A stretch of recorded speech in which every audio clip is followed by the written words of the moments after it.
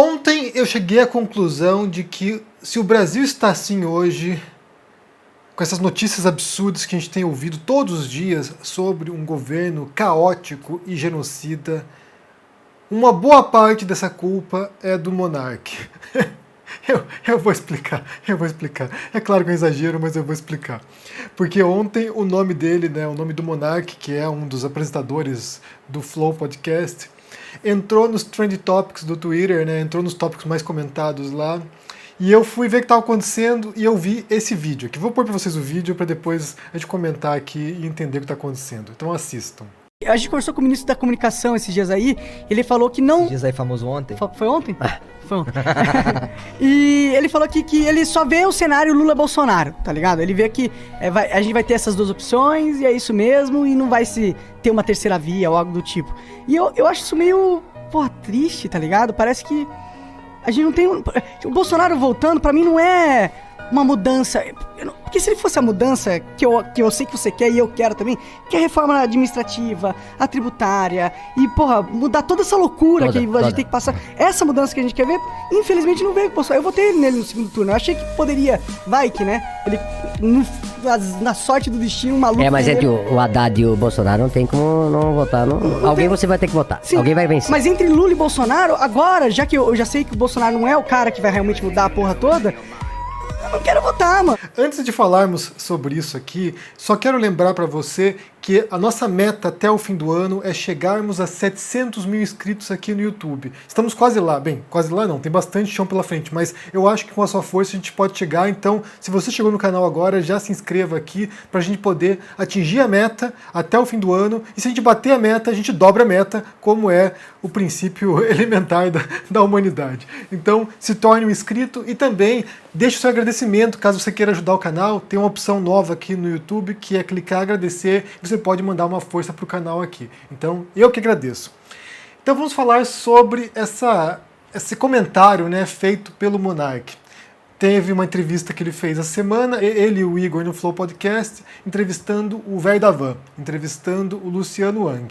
Já adianto que eu não assisti, são 4 horas e pouco de entrevista com o Luciano Hang, não dá para assistir, sinceramente. Eu assisto no Flow Podcast, às vezes uma entrevista, cada 2 meses, quando realmente me interessa, As pessoas me pedem para eu comentar aqui também a entrevista com o Ciro Gomes, que foi mais de 4 horas, também não vou fazer isso, realmente, eu não tenho paciência para assistir podcast, para ouvir podcast, eu não consigo. Eu até acho curioso, porque tem agora os opostos, Você tem por um lado o TikTok, você tem agora o YouTube Shorts, que são 10, 15 segundos, e por outro lado você tem podcasts que tem 4, 5 horas. Não dá, para mim é meio do caminho aqui. 10, 15 minutos eu assisto, mas mais do que isso já começa a ficar um pouco fora do limite. De qualquer maneira, não ouvi a entrevista inteira com o Luciano Hang, ouvi esse trechinho aí e que recortei para a gente comentar essa postura que o Monark demonstra, Porque, como eu disse, a culpa da situação no Brasil hoje é em parte dessa postura, uma postura de apatia política, uma postura de é tudo a mesma merda, não faz diferença, todo mundo é igual, todo político é bandido, você troca 6 por meia dúzia, e é uma postura que leva a 3 desdobramentos possíveis. O primeiro deles é a negação disso, O primeiro deles é dizer, não é bem assim, na verdade não é 6 por meia dúzia, você pode trocar 6 por menos 6, que é o caso do Bolsonaro. Você pode trocar, por exemplo, o Temer, que era péssimo, por alguém que é um genocida. Então, de fato, não é 6 por meia dúzia. Há momentos no qual você pode fazer uma substituição que é para muito pior. É uma escolha catastrófica, é uma escolha de destruição, é uma escolha de caos. Então, nem sempre se troca 6 por meia dúzia. A gente pode, claro, que aceitar que a política é um jogo de compadrio, Uma mão lava a outra, uma mãozinha alimenta a outra boca. Ou seja, você tem ali uma turminha, uma catervinha que sempre está no poder, sempre está transitando pelos corredores do poder e que estão sempre se beneficiando. Se vocês assistiram ao documentário da Petra Costa, Democracia em Vertigem, tem um trecho no qual ela fala sobre isso, Que chega um cara no poder, chega alguém na presidência, não sei, e daí ele tá lá numa festinha lá em Brasília e de repente aparecem lá uns empresários e o presidente fala assim, olha só, você ir por aqui, daí o cara fala, não, você que é novo aqui, eu sempre tô por aqui. Então, a gente sabe que existem algumas pessoas que estão sempre transitando o poder e estão sempre se agregando a quem está no poder. Inclusive, eu quero aqui aproveitar, já que a gente entrou nessa esfera, e falar sobre uma entrevista que o Bolsonaro deu ontem para Banda B, que é uma rádio de Curitiba. Foi ontem isso ou foi hoje? Foi hoje de manhã, uma entrevista que ele deu na rádio, e ele disse o seguinte: eu quero pôr porque isso aqui é representativo de como nem sempre se troca 6 por meia dúzia e como sempre tem um grupo que está ali parasitando o poder e se beneficiando disso. Então é o Bolsonaro falando sobre o Centrão. Vamos ouvir aqui. Olha só, o Centrão é um nome pejorativo. Eu sou do Centrão. Eu fui do PP metade do meu tempo. Fui do PTB, né? Fui do então PFL. Né? No passado, integrei siglas que foram extintas, como PRB, PPB. O PP lá atrás foi extinto, depois ele nasceu novamente da fusão do PDS com o PPB, se eu não me engano. Tanto sigla aqui. Agora, nós temos 513 parlamentares. O tal Centrão, que eu chamo de pejorativamente disso, são alguns partidos que lá atrás se uniram na campanha do Alckmin e ficou então rotulado o Centrão como algo pejorativo, algo danoso à nação. Não tem nada a ver, eu nasci de lá. Essa fala do Bolsonaro é basicamente um soco no estômago do eleitor do Bolsonaro. É o Bolsonaro cagando na cabeça de quem votou nele.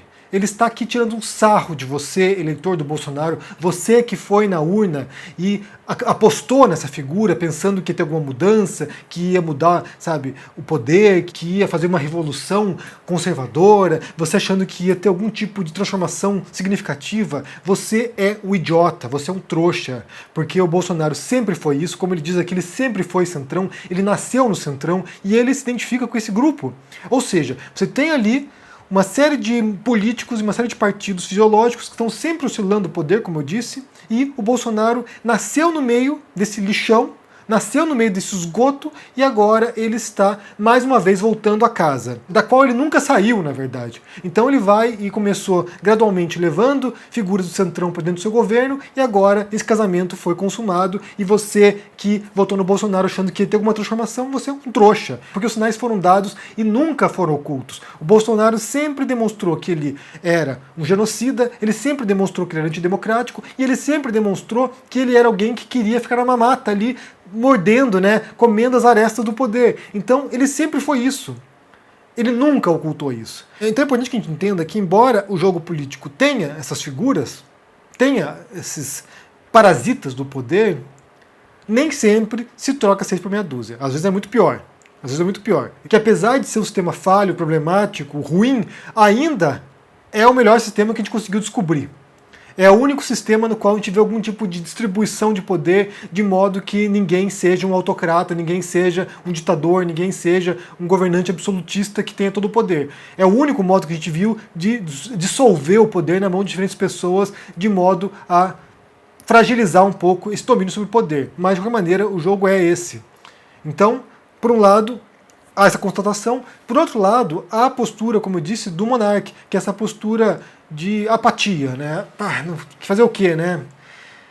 Não tem muito o que fazer. E essa é uma postura com a qual eu me identifiquei durante muito tempo, na verdade. Até recentemente, talvez até uns 4, 5 anos atrás, era como eu me identificava, apolítico. Porque eu pensava assim como pensava o monarca. Eu achava que era um jogo de cartas marcadas e que nunca ia mudar. Hoje eu já penso na primeira possibilidade, né? Que o jogo pode mudar para pior. E a gente tem que resguardar, a gente tem que proteger certas conquistas civilizatórias que são essenciais para a gente poder ter algum tipo de dignidade. E a terceira postura é a postura de ruptura, é a postura revolucionária, que, bem, se o sistema não funciona, a gente vai destruir tudo que está aí e tentar mudar para alguma coisa melhor. Que é uma postura que, em parte, é de certos movimentos de esquerda, mas também, como eu falei aqui, há um elemento dessa postura radical, de ruptura, de uma revolução conservadora entre os bolsonaristas. Quando eles falam em golpe de Estado, por exemplo, quando eles falam em rupturas institucionais, quando eles falam que se não houver voto impresso em 2022, que eles vão dar um golpe, né, que vai ter problemas. O que eles estão fazendo é isso. É uma ruptura institucional para que eles possam implementar o modelo de sociedade que eles acham que é o melhor. É um modelo revolucionário.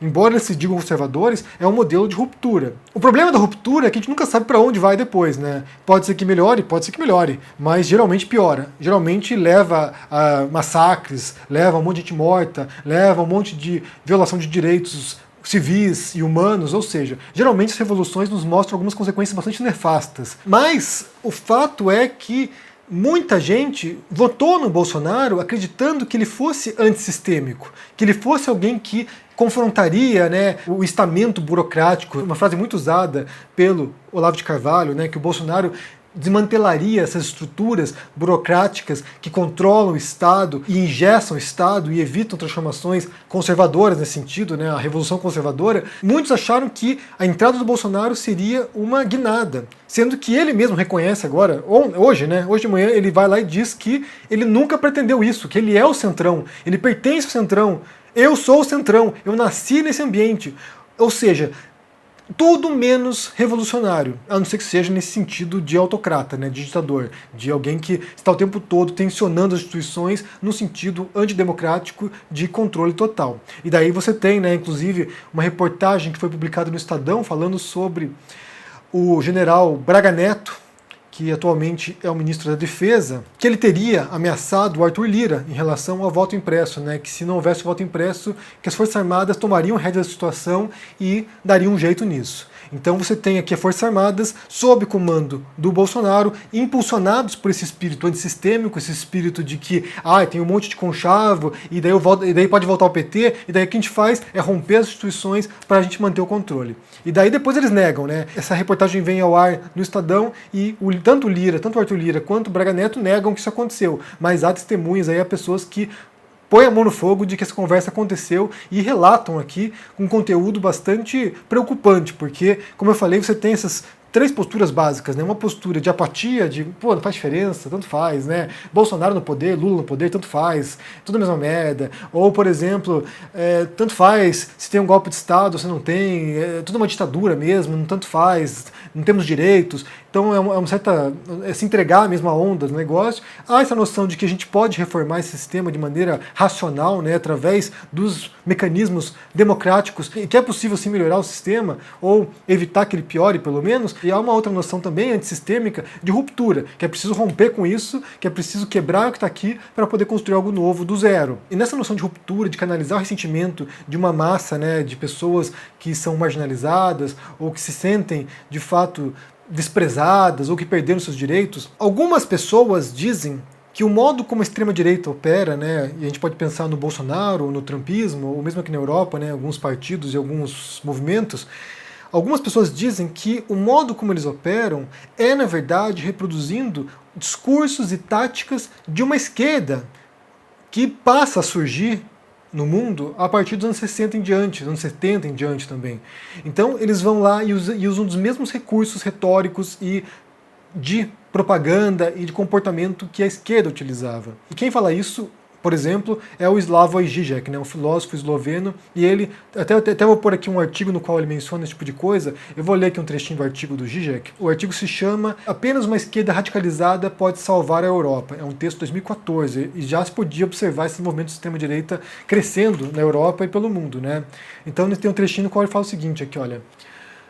A velha tese de Walter Benjamin de que de trás de cada ascensão do fascismo há uma revolução fracassada não é apenas válida hoje, mas também é mais pertinente do que nunca.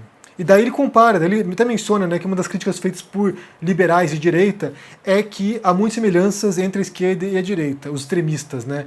E ele menciona aqui como, de fato, o que a direita faz é ocupar um espaço que a esquerda radicalizada perdeu, que é o espaço de canalização e insatisfação das pessoas. Então eles vão lá e pegam lá uma classe média empobrecida, pega uma classe trabalhadora também que está frustrada, pega certos grupos que se sentem, como eu disse, perdendo direitos, e eles vão lá e canalizam essa insatisfação e transformam isso em ativismo político. Então é o que faz o Bolsonaro. O Bolsonaro, inclusive, conquistou muitos votos que eram do Lula. Se você ler, por exemplo, os trabalhos da Rosana Pinheiro Machado e da Lúcia Scalco, elas mostram justamente isso. Como esse movimento se deu nas classes mais pobres brasileiras, de pessoas que se beneficiaram das políticas públicas do Lula, como essas pessoas que eram lulistas, elas não passam por um caminho intermediário, elas não passam pela centro-esquerda, centro-direita, até chegar à extrema-direita. Elas saltam do lulismo para o bolsonarismo, e não porque são extremos, mas justamente porque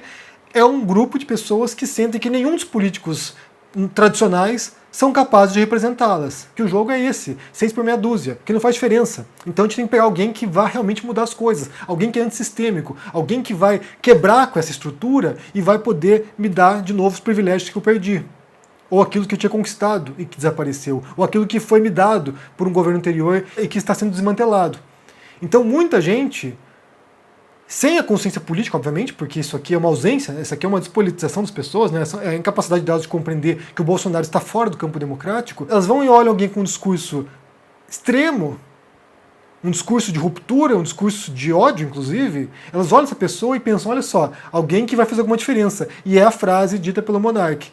O Monark, é claro que ele não é culpado por isso, né? Mas ele representa justamente esse espírito de pessoas que não compreendem política, que não se interessam pela política, que têm aversão à política, inclusive. São pessoas que desprezam a política, que acham que o jogo político é sempre sujo, que não há nenhum modo de você reformar o sistema e que acha que tem que entrar alguém que vai quebrar tudo. É a esperança na ruptura. E daí quando a pessoa entra, o que acontece não é a ruptura. Inclusive, mesmo quando há ruptura, né? Quando há ruptura, o que você vê, geralmente, é que os revolucionários se tornam os reacionários no dia seguinte. São as pessoas que vão com punho de ferro reprimir as pessoas que estão se opondo, né? Eu quero saber de você, o que você pensa, primeiro, da fala do Bolsonaro, hoje de manhã, revelando, todos nós sabíamos, mas dizendo, né? Confirmando que ele é o Centrão.